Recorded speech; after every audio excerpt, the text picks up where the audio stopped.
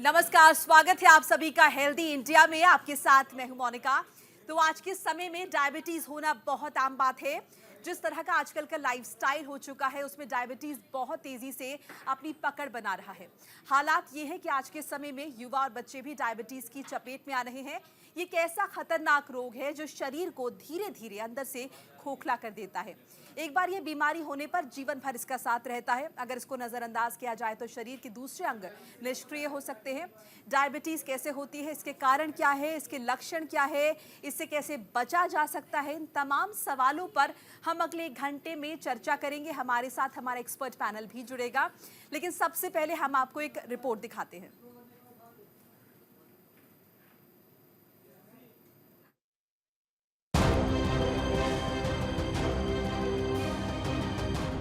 ये तो आप जानते ही होंगे कि हमारे शरीर में पैंक्रियास के ठीक से काम ना करने से डायबिटीज हो जाती है। पैंक्रियास से इंसुलिन और ग्लूकन निकलता है।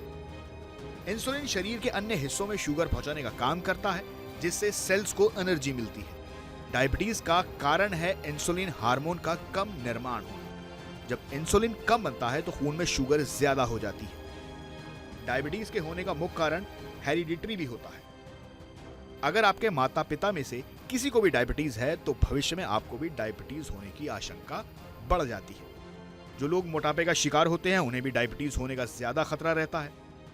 आपका वजन बहुत बढ़ा हुआ है, आपका बीपी बहुत हाई है और कोलेस्ट्रॉल भी संतुलित नहीं है तो आपको भी डायबिटीज हो सकती है। इसके अलावा फिजिकल इनएक्टिविटी भी डायबिटीज को न्योता देती है। सारा दिन थकान महसूस होना, बार बार पेशाब आना,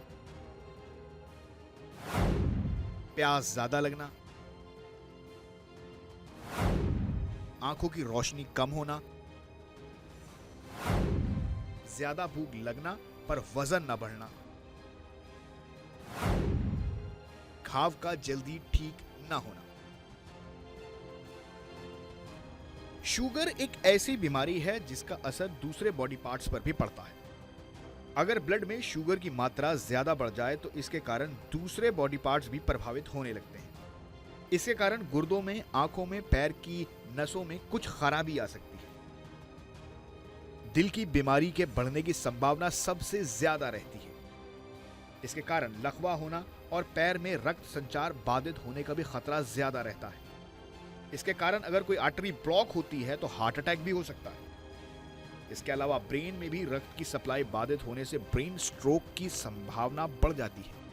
डायबिटीज से पीड़ित लोगों को समय समय पर ग्लूकोज की जांच जरूर करा लेना चाहिए, क्योंकि अगर डायबिटीज के मरीज का ग्लूकोज स्तर बढ़ा है तो रोगी के लिए बहुत खतरनाक हो सकता है।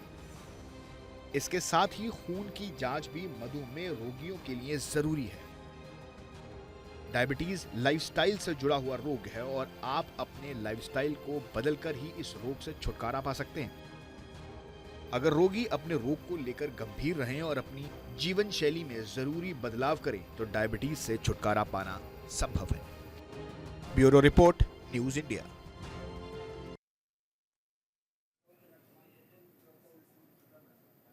तो आखिर डायबिटीज़ कैसे होती है और कैसे इसकी रोकथाम की जाए, इस पर हम चर्चा करेंगे। हमारे साथ खास मेहमान जुड़ चुके हैं। सबसे पहले मैं स्वागत करना चाहूँगी डॉक्टर संगीता का, जो कि डॉक्टर संगीता सीनियर कंसल्टेंट हैं। आपका स्वागत है। डॉक्टर रोहित हमारे साथ है, डॉक्टर रोहित भगत फिजिशियन हैं। और डॉक्टर महावीर सिंह हमारे साथ जुड़ चुके हैं, जो कि निम्स हॉस्पिटल के एंड्रोक्राइनोलॉजी के डायरेक्टर हैं। आपका भी बहुत बहुत स्वागत है सर। सबसे पहले डॉक्टर रोहित से बात कर लेते हैं। डॉक्टर रोहित, सबसे पहले ये बताइए कि डायबिटीज कितने तरह की होती हैं? नमस्कार जी। डायबिटीज़ मेलाइटिस एक ऐसी बीमारी है कि जिसमें ब्लड शुगर हमारा बॉडी में बढ़ जाता है और बेसिकली ये 2 तरीके की होती है, टाइप 1 डायबिटीज़ और टाइप 2 डायबिटीज़।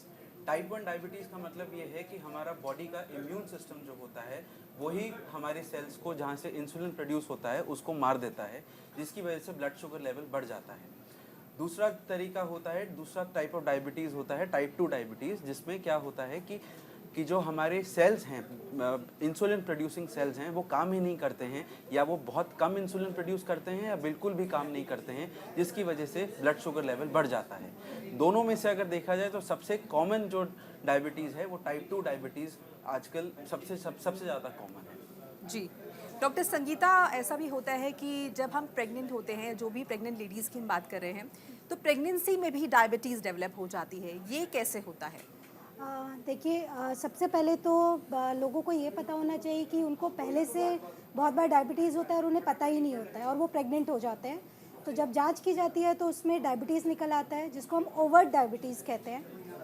प्रेगनेंसी में कुछ हमारी बॉडी में फिजियोलॉजिकल चेंजेस हो रहे होते हैं, जिनकी वजह से भी कुछ प्रेग्नेंट लेडीज़ जिनको पहले कभी डायबिटीज़ नहीं रहा है या जिनकी फैमिली में कोई हिस्ट्री नहीं रही है, फिजियोलॉजिकल चेंजेस की वजह से उन्हें डायबिटीज़ हो जाती है, जिसको हम जेस्टेशनल डायबिटीज़ मेलाइटिस कहते हैं। जेस्टेशनल डायबिटीज़ मेलाइटिस में ये है कि आपको प्रेगनेंसी में डायबिटीज़ हुई है, जिसकी वजह से आपको और बच्चे को इफ़ेक्ट आ सकते हैं, लेकिन एक बार जब आपकी प्रेगनेंसी ख़त्म हो जाती है तो शुगर लेवल्स वापस आपके नॉर्मल हो जाते हैं। बट एक इंडिकेशन है कि फ्यूचर में आपको डायबिटीज़ हो सकती है। डॉक्टर संगीता, क्या बच्चे पर भी, होने वाले बच्चे पर भी इसका असर हो सकता है? जी, बच्चे पे इसका बहुत असर हो सकता है। अगर प्रेगनेंसी के दौरान मदर के शुगर्स कंट्रोल में नहीं है तो बच्चे को बहुत सी कॉम्प्लिकेशंस हो सकती हैं, जिसमें बच्चे का वज़न बहुत ज़्यादा बढ़ सकता है, जिसको हम मैक्रोसोमिया कहते हैं। बहुत बार बच्चे के पास सर्कुलेशन अच्छा ना पहुंचने की वजह से बच्चा बहुत कमज़ोर भी हो सकता है, बच्चे के चारों तरफ का पानी कम हो सकता है, मदर को प्रीटर्म पेन होने की वजह से प्रीटर्म डिलीवरी हो सकती है, बच्चे के पैदा होने के बाद भी उसमें पॉलीसिथीमिया होने का, हाइपर बिलिरुबिनिया होने का, जिसको हम जॉन्डिस की तरफ भी कहते हैं, या फिर बच्चे के अंदर शुगर डिलीवरी के तुरंत बाद अचानक से कम हो जाना, जिसको हम हाइपोग्लाइसीमिया कहते हैं, वो सब भी हो सकता है। बिल्कुल, डॉक्टर महावीर भी हमारे साथ बने हुए हैं, उनसे भी बात करते हैं। डॉक्टर महावीर, आखिर इतना कॉमन क्यों हो रहा है डायबिटीज़? जैसे कि पहले बताया गया कि डायबिटीज़ 2 टाइप के होते हैं। जी। टाइप 2 डायबिटीज़ जो कि ज़्यादा कॉमन है, इसके जो कारण होते हैं, इसमें सबसे प्रमुख कारण जो है वो है मोटापा। अब आजकल जो है हमारा जो खान-पान है वो बदल गया है। हमारी जो हम जितनी फिजिकल एक्टिविटी हम पहले करते थे ड्यू टू मॉडर्नाइजेशन या जो मशीनों का उपयोग है उसकी वजह से, उतनी फिजिकल एक्टिविटी हम अब नहीं करते हैं। जी। जिस वजह से क्या है कि आपका ओबेसिटी जो है या मोटापा जो है वो रात दिन बढ़ रहा है। और इसी की वजह से जो इंसुलिन रेजिस्टेंस जिसको हम बोलते हैं कि इंसुलिन प्रॉपर काम नहीं कर पाता है, अब वो इंसुलिन रेजिस्टेंस भी उसी अनुपात में बढ़ रहा है। कोरोना की वजह से भी अभी जो रिसर्च नई आई है उसमें ये पाया गया है कि कोरोना की जो वायरस है वो जो इंसुलिन बनाने की कोशिकाएं हैं उनको कम कर रहे हैं। तो इस वजह से भी जो डायबिटीज़ है उसका अब पहले की तुलना में प्रीवलेंस बढ़ रहा है। टाइप 1 डायबिटीज़ भी आजकल कोरोना के बाद हमारे क्लिनिक में ज़्यादा आने लगे हैं, क्योंकि ये देखा जा रहा है कि कोरोना के बाद ऑटो इम्यून यानी अपने शरीर की इम्यूनिटी जो अपने शरीर के खिलाफ काम कर रही है, उनकी बीमारियां बढ़ रही है। तो हम अपने क्लिनिक में टाइप 1 डायबिटीज़ भी ज़्यादा देख रहे हैं।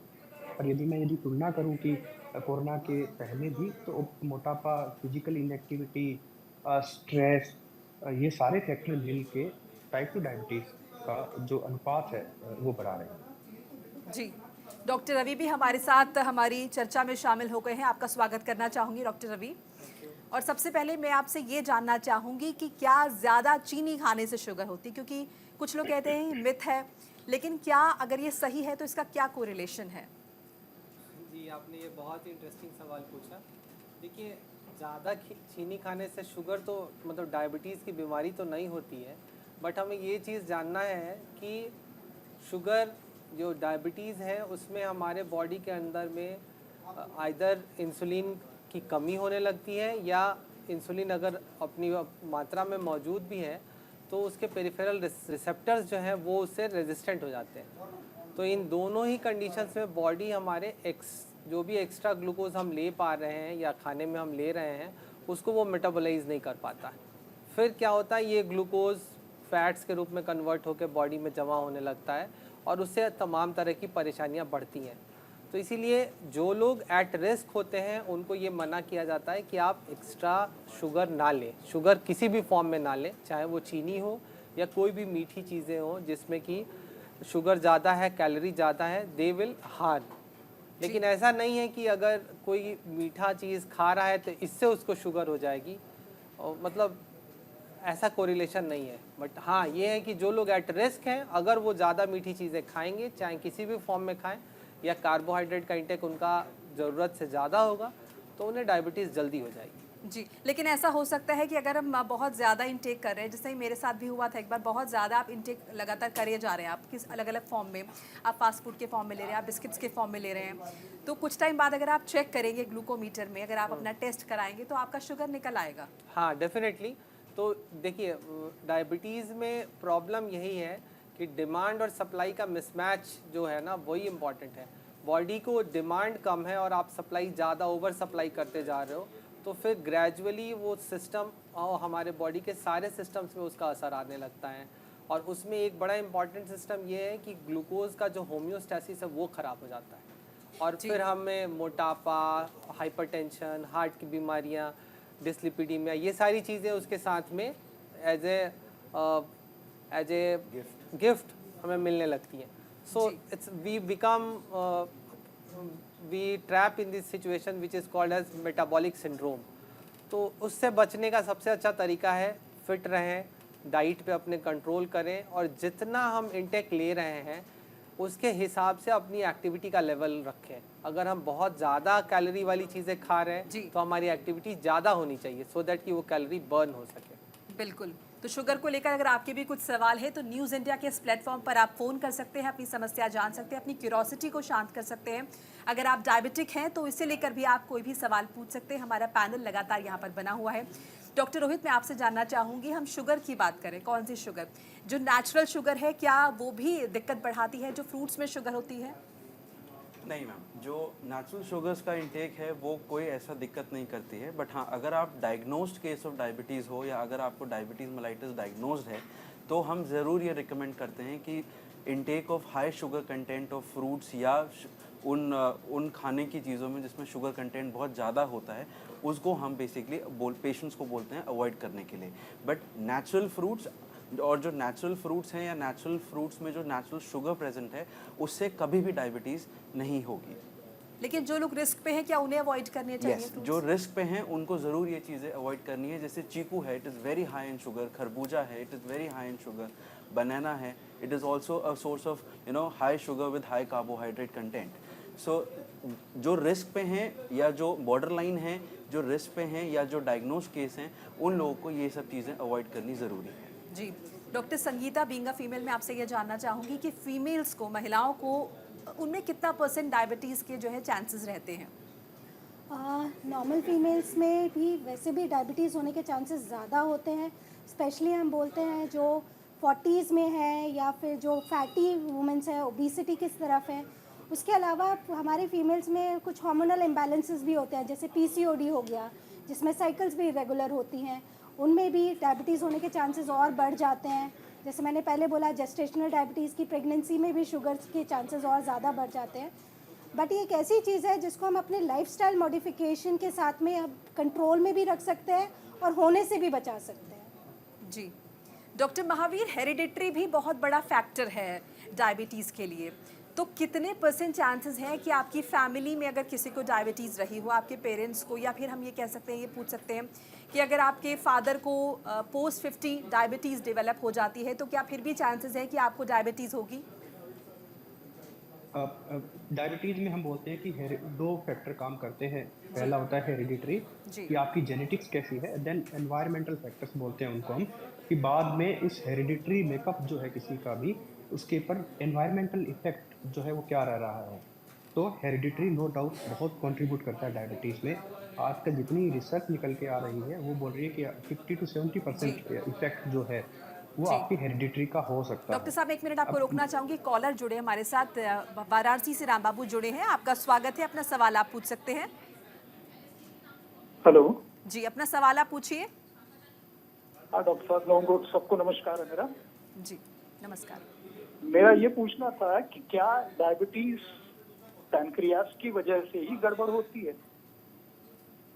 जी, डॉक्टर अभी आप बताइए। कुछ हमारी चर्चा भी है और कुछ हमारे शंका के समाधान भी है। जी जी, देखिए, जो डायबिटीज, आप जरा हमें स्पष्ट करें, क्या जी, जी। पैनक्रियाज ही वजह है?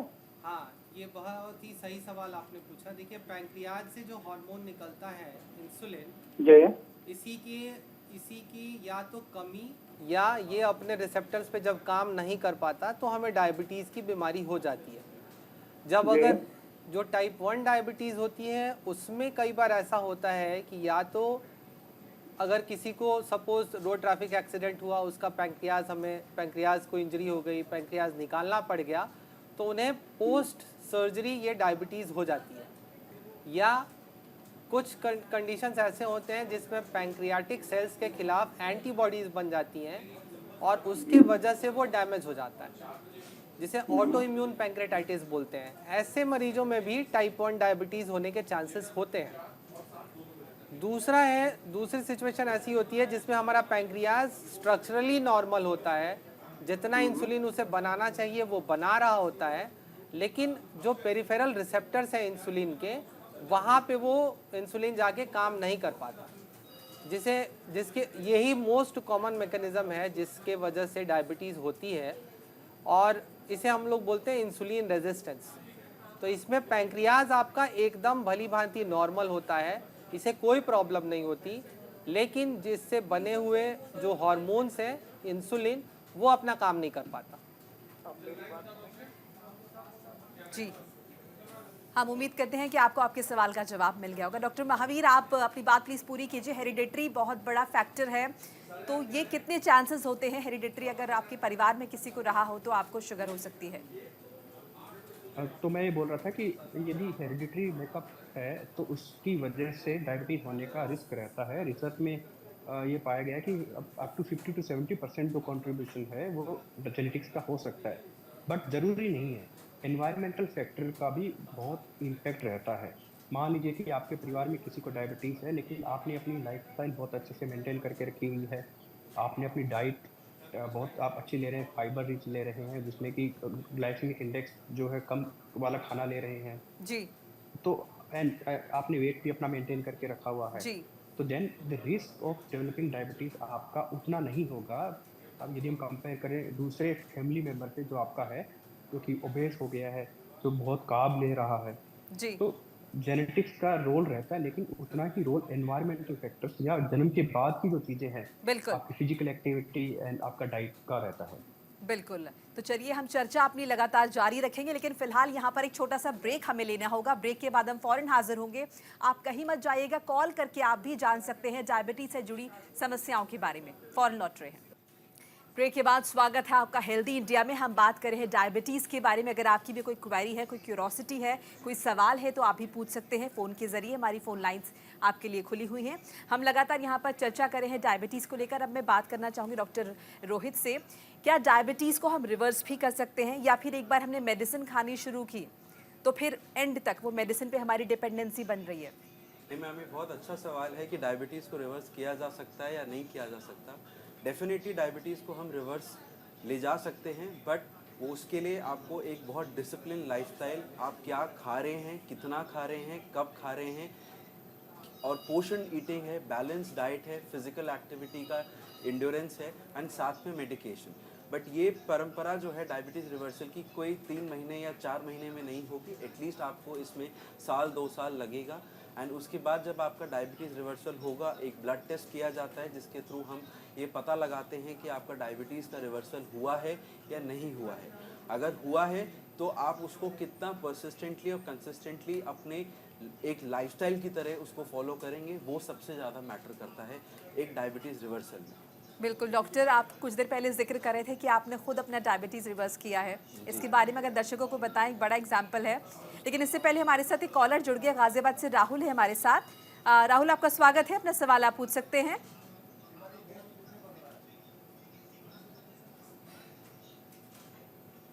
राहुल, अपना सवाल आप पूछ सकते हैं। राहुल नहीं है। जी, माफ कीजिएगा, राम प्रकाश जी, अपना सवाल आप पूछ सकते हैं। हाँ, मेरा सवाल ये है कि जैसे मैं 66 ईयर्स का हूँ इस समय, जी और मुझे डायबिटीज है, डायबिटीज 2 है, जी तो जब मेरे फादर को कभी डायबिटीज नहीं रही, लेकिन जब मेरे बच्चे कहीं डॉक्टर्स के पास जाते हैं, जो मेरे बच्चे हैं जो 20-22 साल के हो चुके हैं, तो वो पूछते हैं कि आपका पेरेंट्स को डायबिटीज तो नहीं है। तो वहाँ मेरा जो 55 साल में मेरी जो डायबिटीज हुई है, जो मुझे पहले कभी नहीं, तो वहाँ उसका क्या रोल रहेगा? वो बताना चाहिए मैं हेरिडिटरी या नहीं, मतलब क्या क्या रोल रहता है उसका? हेरिडिटरी किसे कहते हैं, मतलब डायबिटीज कहें फादर को या नहीं कहें, मतलब जी ये थोड़ा शंका रहती है। जी डॉक्टर भगत, अगर आप इसका जवाब देना चाहें। मेरे को इनकी आवाज़ क्लियर नहीं है क्या? जी आप सवाल अपना दोबारा एक बार बता पाएंगे जी क्या? डॉक्टर भगत। हाँ जी, मैं ये कहता कि मैं 66 वर्ष का हूँ और मुझे 10 साल से डायबिटीज है। 55 साल के बाद मुझे डायबिटीज हुई है लगभग। तो मेरे फादर जो थे उनको कोई डायबिटीज, पेरेंट्स को मतलब, लेकिन अब मेरे जो बच्चे हैं जो 22-25 साल के हैं, जब वो डॉक्टर्स के पास जाते हैं किसी बीमारी के लिए, तो डायबिटीज पूछते हैं कि आपके पेरेंट्स को डायबिटीज तो नहीं थी, तो नहीं है रही। तो मैं ये पूछ रहा था कि मुझे 55 साल में डायबिटीज हुई है, तो उसमें उनका रोल है, उस डायबिटीज का रोल रहेगा उनकी बीमारी बिल्कुल, में? जैसे कि हमने पहले जिक्र किया था कि 55 साल में डायबिटीज नहीं हुई, तो इसे कंसीडर करेंगे हेरिडेटरी या नहीं? नहीं, इसको हेरिडिटरी नहीं बोलेंगे। वो ज़रूरी नहीं है कि अगर माता पिता को डायबिटीज़ है तो बच्चों को भी डायबिटीज़ हो, या बच्चों को है या उनके बच्चों को भी हो। कभी कभी जेनेटिक म्यूटेशंस प्ले करते हैं डायबिटीज़ में, but it is not necessary कि अगर आपको डायबिटीज़ है तो आपके बच्चों को भी निकलेगी। बट एक पॉसिबिलिटी ये ज़रूर है कि होने को हो भी सकती है, बट वो बहुत सारे फैक्टर्स पर डिपेंड करता है कि आपका लाइफस्टाइल कैसा है, आपके लेवल ऑफ स्ट्रेस क्या है, आपका खान पान कैसा है, आपका सोना उठना बैठना कानपुर से हमारे साथ आर के अग्रवाल जुड़ गए हैं।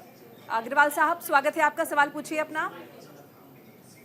मैंने मैडम 2 सवाल पूछने हैं। एक सवाल ये है जी कि अक्सर ये आयुर्वेद के डॉक्टर ये कहते रहते हैं कि गुड़ या गुड़ से बनी हुई चीजों से शुगर का कोई जो है उसमें इफेक्ट नहीं होता है, जी चीनी खाने से ही जो है शुगर होती है। मुझे कृपया इस पर क्लैरिफाई करें। जी नंबर 1। जी। नंबर 2, मैंने ये पूछना है कि डॉक्टर के यहाँ जो चेक कराने जाते हैं जी तो फास्टिंग करते हैं, 2 घंटे खाने के बाद पीपी करते हैं, जी तो क्या ये सारा दिन, तो हम दोपहर में लंच भी खाते हैं, तो हमारी फिर सारा दिन शुगर मेंटेन रहती है क्या? ये 2 सवाल है जी। डॉक्टर महावीर, आप जवाब देना चाहेंगे? तो जैसे कि पहले बताया कि जो शुगर है वो आप कौन से टाइप की शुगर लेते हैं इस पे डिपेंड करता है। जो शुगर यदि आप बहुत ही रिफाइंड वे में लेंगे वो आपके शरीर में जाती है, एकदम से आपके खून में एब्जॉर्ब होती है, उतनी ही तीव्रता से आपका ब्लड शुगर बढ़ाती है। उस प्रकार की शुगर का इंटेक यदि आप करते हैं तो आगे जाके आपको, क्योंकि जब शुगर बढ़ती है वो आपके शरीर में जाके फैट के रूप में जमा होगी, लीवर में जमा होती है फैट के रूप में, और आपकी जो इंसुलिन बनाने की मशीन है उतने ज़्यादा उसको स्ट्रेस देती है। तो वो इंटेक आपको नहीं करना है। नेचुरल शुगर आप ले सकते हैं क्योंकि वो फाइबर से बाइंड होती है, तो उतना जल्दी आपका शुगर नहीं बढ़ेगा।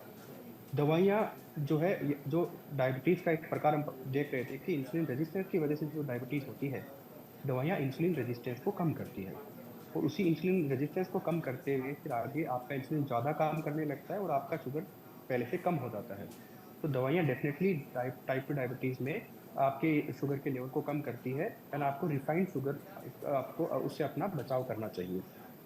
जो दूसरा आप सवाल पूछ रहे थे, बेसिकली जो है यदि देखें तो शुगर या ब्लड ग्लूकोज या प्लाज्मा ग्लूकोज जिसको बोलते हैं, ये उसका जो कंट्रोल है वो कैसे हम देख सकते हैं, उसके अलग अलग पैमाने हैं। तो उसका एक पैमाना है कि आप खाली पेट लेते हैं जिसको फास्टिंग बोलते हैं, फिर आप 2 घंटे बाद लेते हैं जिसको हम खाने के बाद की या पोस्ट प्रेंडियल बोलते हैं। ये हम तीनों खाने की अलग अलग प्रकार से देख सकते हैं। जैसे दोपहर में लंच लेंगे तो हम प्री लंच बोलते हैं उसको, जो कि लंच से पहले का शुगर है, और पोस्ट लंच, लंच के 2 घंटे बाद का शुगर है। आपको दोनों ही प्रकार, जो ये डायबिटीज़ के दोनों जो पैमाने हैं प्लाज्मा ग्लूकोज या ब्लड ग्लूकोज के, वो आपको मेंटेन करके रखने पड़ते हैं।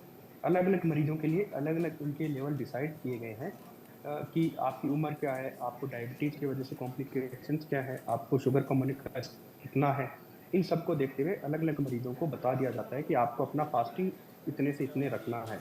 जैसे यदि हम बात करूँ, कॉमनली हम बोलते हैं कि आपको अपना खाली पेट जो शुगर है वो 80 से 130 के बीच में रखना है। खाने के 2 घंटे बाद का जो है शुगर जो अपना, या प्लाज्मा ग्लूकोज जो है वो 140 से 180 के बीच में रखना है। लेकिन ये मरीजों के हिसाब से हम बताते हैं, उनको जो कॉम्प्लिकेशन है उनके हिसाब से हम बताते हैं। जी, उम्मीद करते हैं कि आपको आपके सवालों का जवाब मिल गया होगा। डॉक्टर संगीता, मैं आपसे बात करना चाहूँगी। जैसे कुछ देर पहले हम बात भी कर रहे थे, ज़िक्र कर रहे थे कि फीमेल्स में बहुत ज़्यादा पॉसिबिलिटी होती है डायबिटीज़ की। बड़ी वजह क्या है इसकी, और अगर आप कुछ टिप्स देना चाहें उन फीमेल्स को जो अपना ध्यान नहीं रखती हैं?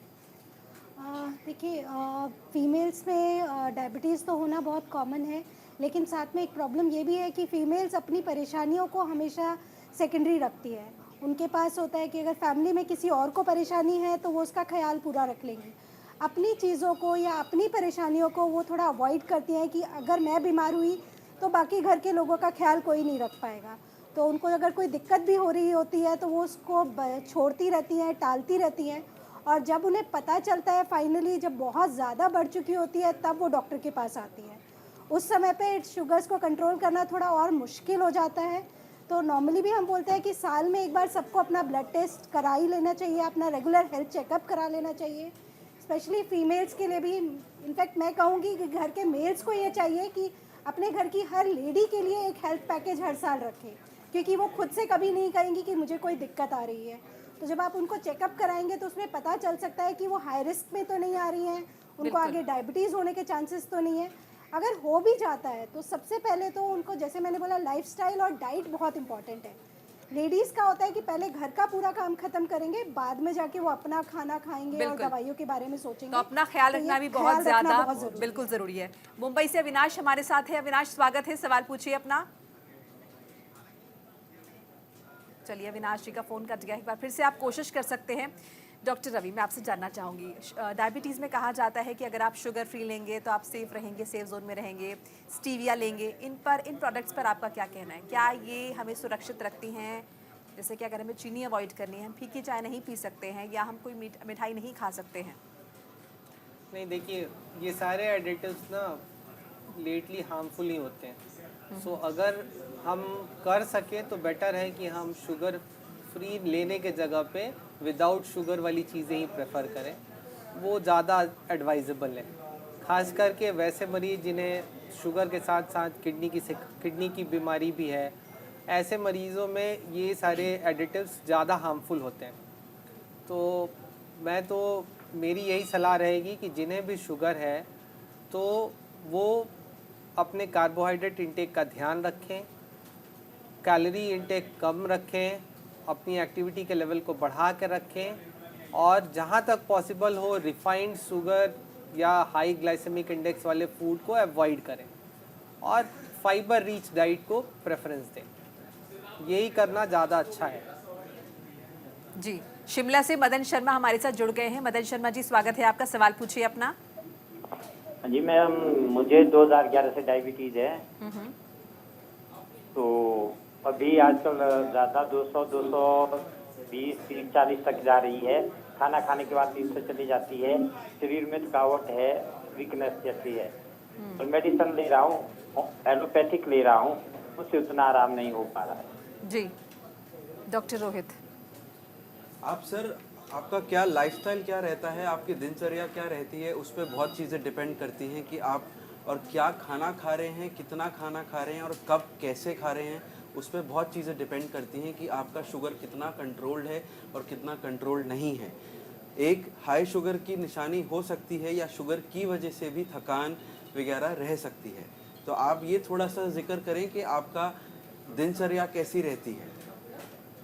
यानी लाइफस्टाइल को भी ध्यान में रखना होगा आपको, तभी जाकर पता चलेगा। जी, सचिन हमारे साथ जुड़ चुके हैं, उनसे बात कर लेते हैं। सचिन, अपना सवाल पूछिए। सर नमस्ते मैम। जी नमस्कार मैम, मैंने डॉक्टर महावीर का बहुत नाम सुना था। जी। मैं जयपुर से बोल रहा हूँ। जी मैम, मेरी मम्मी जो है वो डायबिटिक है जी और वो मेडिसिन खाती हैं फिर छोड़ देती हैं। जी। जैसे अभी कंटिन्यू की, फिर 10 दिन बाद वो छोड़ देती हैं, तो उनका डायबिटीज फिर से बढ़ जाता है। तो कुछ टाइम खाती हैं, कुछ टाइम नहीं खाती हैं, तो इससे कोई आगे दिक्कत हो सकती है क्या? जी, डॉक्टर महावीर हमारे साथ बने हुए। डॉक्टर महावीर, आपसे स्पेशल कंसल्टेंट चाहते हैं। जी। आपको ना डायबिटीज़ में एक नया पैरामीटर आता है, उसको बोलते हैं ग्लाइसेमिक वेरिएबिलिटी। तो आपकी शुगर जितनी फ्लक्चुएट करेगी वो उतनी ही ख़राब मानी जाती है। तो यदि आप दवाई लेते हैं वो कंट्रोल में आ जाए तो आपको दवाई रेगुलर लेनी है। अपने खान पान और जो व्यायाम है उसका भी ध्यान रखना है। यदि आप बार बार छोड़ेंगे और शुरू करेंगे तो आपकी जो इंसुलिन बनाने की कोशिकाएं हैं वो धीरे धीरे ख़त्म होती जाती है। जितना शुगर बढ़ेगी, जितनी ग्लाइसेमिक वेरिएबिलिटी ज़्यादा होगी, वो उतनी ही स्पीड से ख़त्म होगी, और जब वो ख़त्म एक लेवल तक हो जाती है तो उसके बाद दवाइयाँ काम करना बंद कर देती है, और हमें इंसुलिन ही शुरू करना पड़ता है। तो दोनों ही तरफ से आपकी दवाइयाँ भी काम करना बंद कर सकती है और डायबिटीज़ के कॉम्प्लिकेशंस का रिस्क भी बढ़ जाता है। तो ये दवाइयाँ आपको कतई बंद नहीं करनी है, उनको कंटिन्यू ही रखना चाहिए। कोई दिक्कत है, आप जयपुर में रहते हैं, मेरे से आके बात कर सकते हैं। हम उम्मीद करते हैं कि आपको आपके सवाल का जवाब मिल गया होगा। डॉक्टर साहब ने आपको मिलने का टाइम भी दिया है। डॉक्टर संगीता, ये जो हम घर में शुगर मेजर करते हैं, ग्लूकोमीटर का इस्तेमाल करते हैं, ये कितना एप्ट होता है? जैसे कि आपने कहा कि जागरूकता की ज़रूरत है, लेकिन उसके साथ साथ निगरानी की भी ज़रूरत है। अगर हम बीच बीच में चेक करते रहें जो घर में मौजूद ग्लूकोमीटर है, तो क्या उससे कुछ हेल्प मिलेगी? देखिए, घर में मॉनिटर करने के लिए ग्लूकोमीटर ही हम बेस्ट बोलते हैं कि आप घर पे उसी से मॉनिटर करिए। बस एक चीज़ का ध्यान रखना होता है कि उसकी कैलिब्रेशन ठीक है, और दूसरा उसकी बैटरी वीक नहीं हो रही है, क्योंकि अगर उसका कैलिब्रेशन ठीक नहीं है या उसकी बैटरी वीक है तो जो वैल्यूज़ हैं वो ठीक नहीं आएगी। अदरवाइज़ जो भी मरीज़ शुगर का है, अगर दवाइयों पे है या फिर डाइट पे भी कंट्रोल चल रहा है, तो घर पे ही मॉनिटर करने के लिए कहते हैं। 6 महीने में एक बार या 3 महीने में एक बार, डिपेंडिंग आपके शुगर्स कैसे चल रहे हैं, लैब रिपोर्ट से हम चेक कर लेते हैं। और साथ में जो HbA1c है, जो ग्लाइकोसिलेटेड हीमोग्लोबिन है, वो हम 3 मंथ्स में एक बार रिपीट करके देख लेते हैं। जी डॉक्टर रवि, किस तरह की दिक्कत हो सकती है अगर डायबिटीज़ को हम अवॉइड करते हैं तो? देखिए, डायबिटीज़ एक साइलेंट किलर है।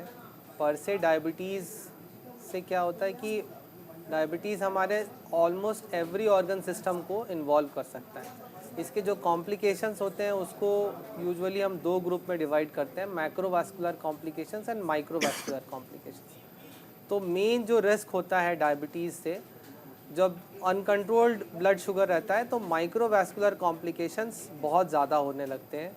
माइक्रोवास्कुलर मतलब खून की छोटी नसों को वो हार्म करता है, जिसमें हमारे आँख का रेटिना जो है वो अफेक्टेड हो सकता है, जिसे हम बोलते हैं डायबिटिक एक कॉलर हम ले लेते हैं हैदराबाद से। सीपी शर्मा हमारे साथ जुड़े हैं, आपका स्वागत है, सवाल पूछिए अपना। यस मैडम जी, अपना सवाल पूछिए, क्या जानना चाहते हैं आप?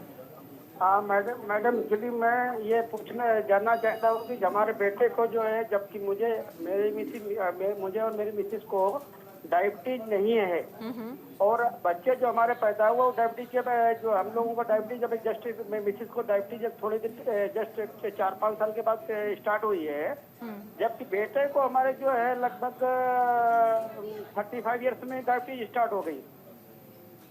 जी हाँ, तो अब मैं एक्चुअली में अब उस बेटे को जो है डायबिटीज 2 है, तो उसमें जो हेल्थ उसका कमजोर होता जा रहा है, और कभी कभी बेटे को जो है कुछ चक्कर आ जाते हैं, वो उसको लो बीपी हो जाता है, तो उसके लिए क्या करना चाहिए? जी डॉक्टर महावीर। तो जो आपने ये बोला कि 35 की एज में जो डायबिटीज़ हो गई है, तो डायबिटीज़ हेरिडिटरी जो है, उसके अलावा आपकी खान पान, आपको कितना स्ट्रेस है, आप कितना फिजिकल एक्टिविटी करते हैं, इन सब चीज़ों पे भी डिपेंड करता है। यदि मैं एक्यूरेटली इसको डिस्क्राइब करूँ तो ये YOD बोलते हैं इसको, यंग ऑनसेट डायबिटीज़। तो जो इनको यंग ऑनसेट डायबिटीज़ होता है, उनमें बीटा सेल जो इंसुलिन बनाने की मशीन है, कोशिकाएं जो होती हैं, वो जल्दी ख़त्म हो जाती है। तो जैसे आप बोल रहे हैं कि वो उसकी हेल्थ कमज़ोर हो रही है, तो मैं ये मान सकता हूँ कि उनका वज़न कम हो रहा होगा। तो यदि डायबिटीज़ में वज़न कम हो रहा हो और थकावट हो, ये पुअरली कंट्रोल डायबिटीज़ की तरफ इशारा करते हैं। तो आपको इमीडिएटली आपके पास में कोई भी डॉक्टर हैं उनको दिखाने की आवश्यकता है, एंड आप एक HbA1c कराएंगे, एंड जब आप डॉक्टर को दिखाने के लिए जाएंगे तो आपको ये टेस्ट दिखेंगे। आप इमीडिएटली अपने बेटे को किसी अच्छे डॉक्टर को दिखाइए, क्योंकि वजन कम होना और थकावट दोनों ही कैटाबॉलिक स्टेट, एक जो डायबिटीज़ बहुत ही गंभीर प्रकार की स्टेट होती है कैटाबॉलिक स्टेट, उसमें जाने के मार्कर हैं। आप इमीडिएटली उनको डॉक्टर को दिखाइए। हम उम्मीद करते हैं कि आपको आपके सवाल का जवाब मिल गया होगा। हमारे साथ दिल्ली से उषा जुड़ चुकी है। उषा, बताइए क्या जानना चाहती हैं आप? स्वागत है आपका। जी, मैंने डॉक्टर महावीर से ये पूछना है, मेरे हस्बैंड को और मेरे को दोनों को डायबिटीज है। मेरे हस्बैंड की डायबिटीज 30 साल पुरानी है जी, लेकिन वो इंसुलिन भी लगाते हैं। उनका जो HbA1c है वो ज्यादा आता है जी। घर में जो हम ब्लड शुगर टेस्ट करते हैं उसकी रिपोर्ट तो ठीक आती है जो टेस्ट करते हैं, अभी सुबह मैंने चेक किया 120 था, कभी 90 आता है, तो HbA1c क्यों ज़्यादा आता है? जी डॉक्टर महावीर आप ही बताइए। तो आजकल डायबिटीज़ में ना बहुत सारी टेक्नोलॉजिकल एडवांसमेंट्स हो गए हैं। तो जैसे कि आप बता रहे हैं कि आपका जो चेक करते हैं, मोस्टली पेशेंट जो चेक करते हैं सुबह फास्टिंग चेक करते हैं, या एक टाइम पॉइंट पे चेक करते हैं। लेकिन यदि उनका HbA1c बढ़ के है तो हम उसके लिए एक कंटीन्यूअस ग्लूकोज मॉनिटरिंग सिस्टम आजकल आते हैं। एक छोटा सा चिप नुमा सेंसर होता है जो कि हम लगा देते हैं पेशेंट्स के, और वो उसमें 7 to 14 डेज़ का डेटा रिकॉर्ड हो जाता है। बहुत बार ये देखा गया है कि जो ग्लूकोमीटर से हम चेक करते हैं वो पूरे दिन का शुगर को रिप्रेजेंट नहीं करता है। जी मान लीजिए आपने सुबह चेक किया लेकिन आपका डायबिटीज़ पूरे दिन में, आफ्टरनून में या इवनिंग में या रात में बढ़ा हुआ रह रहा है, तो उसकी वजह से HbA1c बढ़ के आ रहा है। वो चीज़ें ग्लूकोमीटर में आप नहीं पकड़ सकते हैं। तो उसके लिए कॉन्टीन्यूस ग्लूकोज मॉनिटरिंग सिस्टम पे हम जाएंगे। आप अपने पास में जिन डॉक्टर को आप दिखा रहे हैं उनको बोल सकते हैं कि CGMS continuous glucose monitoring system जो है वो उनको आप लगाइए, और उसमें पूरा डेटा जो रिकॉर्ड होता है उसको आप देखिए कि आपका डायबिटीज़ कहाँ बढ़ा हुआ रह रहा है। इसको हिडन हाइपरग्लाइसीमिया बोलते हैं। तो ये करके हम जो जहाँ पे शुगर बढ़ा हुआ है उसको कंट्रोल कर सकते हैं। दूसरा, इंसुलिन लेने से नहीं होगा, आपको इंसुलिन को टाइट्रेट करना पड़ता है। जो आपका शुगर है, जो आप ब्लड ग्लूकोज नाप रहे हैं, उसके हिसाब से अपनी डोज को ऑप्टिमली बढ़ाना पड़ेगा उस लेवल तक, जब तक कि वो एक टारगेट में नहीं आ जाए। तो ये दोनों चीज़ें आप करके अपनी डायबिटीज़ को कंट्रोल कर सकते हैं। जी संजीव जुड़े हैं हमारे साथ, एक और कॉलर। संजीव अपना सवाल आप पूछिए। हाँ डॉक्टर साहब, मैंने अभी HbA1 3 महीने का कराया था, मेरा 7 आया था, और यूरिन के अंदर मेरा जो आया 3 आया था। हाँ जी डॉक्टर साहब, मेरा 3 महीने का 7 पॉइंट आया था शुगर का, और जो यूरिन शुगर है वो 3 आई थी सर। और सर मेरा होमोग्लोबिन हो गया 5। जी जी डॉक्टर रवि। देखिए, अगर आपका HbA1c 7 है और यूरिनरी ग्लूकोज 3+ आ रहा है, तो इसका एक कारण ये भी हो सकता है कि आजकल ना, हेलो जी हाँ जी सर, हाँ जी सर। हाँ, तो इसमें ना आपकी दवाइयाँ क्या चल रही हैं वो भी जानना इम्पॉर्टेंट है। क्योंकि अगर एक क्लास ऑफ ड्रग्स हैं जिनको हम लोग बोलते हैं SGLT2 इनहिबिटर्स, अगर उन दवाइयों को आप ले रहे हैं तो उसके वजह से भी ना यूरिन में ग्लूकोज आ सकता है। बाकी आपका हीमोग्लोबिन 5 हो जाना ये तो बहुत ही वरीसम है, और आपको ना अपने नियरेस्ट फिजिशियन को या डॉक्टर को दिखा के देखना चाहिए कि इतनी सीवियर एनीमिया आपको कैसे हो गया। कहीं से कोई ब्लड लॉस हो रहा है आपको? पास कहीं नहीं हो रहा, इतना शुगर मतलब मेरा कैसे डाउन हो गया सर। हाँ, नहीं यही चीज़ है ना, तो इसमें एनीमिया को इवैल्यूएशन की ज़रूरत है। कई बार क्या होता है कि डायबिटीज़ के वजह से किडनीज अफेक्टेड होती हैं और उसके वजह से खून की कमी होने लगती है, क्योंकि हीमोग्लोबिन बनाने के जो हार्मोन्स हैं वो भी किडनियों से ही बनते हैं। जी तो जोरल M2 ले रहा हूँ, स्टामेट ले रहा हूँ, और डेप्रिल 5 ले रहा हूँ सर। सॉरी क्या ले रहे हैं आप? सर जोरल M2, स्टामेट 50 और 500 और डेप्रिल 5 सर, मैं 2 टाइम। तीसरा क्या बोला? एक बार फिर से डापाग्लिफ्लोजिन। डेप्रिल 5। हाँ, तो ये जो डापाग्लिफ्लोजिन आप ले रहे हैं ना, इसके वजह से यूरिन में शुगर आ सकता है। अच्छा लेकिन एनीमिया आपको इतना सीवियर क्यों है? 5 ग्राम हीमोग्लोबिन, इसको इवेल्युएट करने की ज़रूरत है। तो आप अपने डॉक्टर की सलाह लें कि आपको इतनी ज़्यादा खून की कमी क्यों हो रही है। बिल्कुल। डॉक्टर रोहित, कम शब्दों में आपसे जानना चाहूँगी क्योंकि प्रोग्राम ख़त्म करने का टाइम आ गया है। लाइफस्टाइल में क्या क्या बदलाव कर सकते हैं, कैसे डायबिटीज़ को रिवर्स कर सकते हैं? देखिए, डायबिटीज़ को ट्रीट करने का 70% जो खेल है वो आपके लाइफस्टाइल पर डिपेंड करता है। आप उसमें सबसे इम्पॉर्टेंट है कि आप एक बैलेंस डाइट खाइए। ये लोगों का जो सोचना है कि मैं खाली पेट रहूं और मेरी डायबिटीज़ कंट्रोल हो जाएगी, या मैं ये ना खाऊं वो ना खाऊं, तो उससे नहीं होता है। डेफिनेटली आपको रिफाइंड शुगर्स, जैसे डॉक्टर रवि ने बोला कि जैसे रिफाइंड शुगर्स को आपको कम करना है, आपको हाई कॉम्प्लेक्स कार्बोहाइड्रेट्स पे शिफ्ट करना है, जैसे ओट्स है, दलिया है, आप ये सब चीज़ें खा सकते हैं अपने खाने में। दूसरा, आपको 30 से 35 मिनट रोज़ अपनी फिजिकल एक्टिविटी पे बहुत ज़्यादा ध्यान देना है। अब उस फिजिकल एक्टिविटी में आप बैडमिंटन खेलें, जॉगिंग करें, रनिंग करें, वॉकिंग करें, जिम करें या एक्सरसाइज करें, वो आप पे डिपेंड करता है। वो एक आपका अपना डिसीजन है कि आपको किस तरीके का लाइफ एक्सरसाइज करनी है। दूसरी चीज़ ये है कि वक्त टू वक्त आप अपना शुगर मॉनिटर करें। अगर आपका शुगर अनकंट्रोल्ड है तो दवाई का डोज चेंज हो या दवाई की डोसेज चेंज होती है या डोज बढ़ानी पड़ती है या घटानी पड़ती है, तो यही सारी चीज़ों को ध्यान रखना है। बट 70% जो खेल है डायबिटीज़ को मैनेज करने का, वो आपका लाइफस्टाइल और आपका खान पान कैसा है, उस पर बहुत मैटर करता है। बिल्कुल, तो लाइफस्टाइल में चेंजेस करके आप इस समस्या से निजात पा सकते हैं, इसे रोक भी सकते हैं, डायबिटीज़ को रिवर्स भी कर सकते हैं। डॉक्टर महावीर, शुक्रिया हमारे साथ जुड़ने के लिए। डॉक्टर रोहित, आपका भी शुक्रिया। डॉक्टर संगीता, आपका शुक्रिया। डॉक्टर रवि, आपका भी बहुत बहुत शुक्रिया। तो हमारे इस प्रोग्राम में आज के लिए बस इतना ही। फिर हाजिर होंगे एक नई प्रॉब्लम के साथ, लेकिन सोल्यूशन भी लाएंगे। ज़रूर जुड़िएगा हमारे साथ, हमारी फ़ोन लाइन्स आपके लिए खुली रहती हैं। फिलहाल इस शो में इतना ही। नमस्कार।